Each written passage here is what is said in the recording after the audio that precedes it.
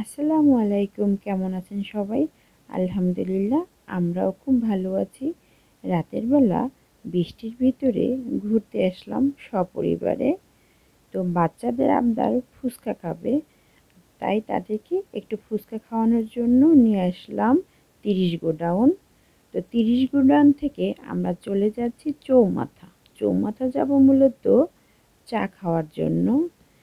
বাহিরে আসলে চৌমাথায় চা খাবো না, বাহিরে বসে এটা কি হয় বলেন?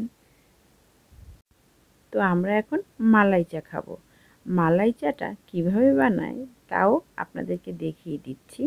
প্রিয় দর্শক, চৌমাথা আসলে আমাদের শহরের এমন একটা স্থান যেখানে সন্ধ্যার পর আসলে খুবই ভালো লাগে, আর পরিবেশটা খুবই সুন্দর।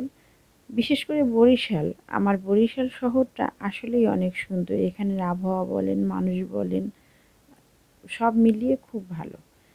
তো আপনারাও যদি বরিশাল কখনো আসেন, অবশ্যই চৌমাথা আসবেন মালাই চা খাওয়ার জন্য। সন্ধ্যার পরে আসবেন, ভালো লাগবে আশা করি। আজকে সারা বিকেলেই প্রচুর পরিমাণে বৃষ্টি ছিল। এখন মনে হয় আবার বৃষ্টি আসবে, তাই আমরা আর বাহিরে থাকবো না, বাসার উদ্দেশ্যে রওনা হচ্ছি। তো সবাই ভালো থাকবেন, সুস্থ থাকবেন। আবার দেখা হবে নতুন কোনো ভিডিও নিয়ে। সেই পর্যন্ত সবাই ভালো থাকুন। আল্লাহ হাফেজ।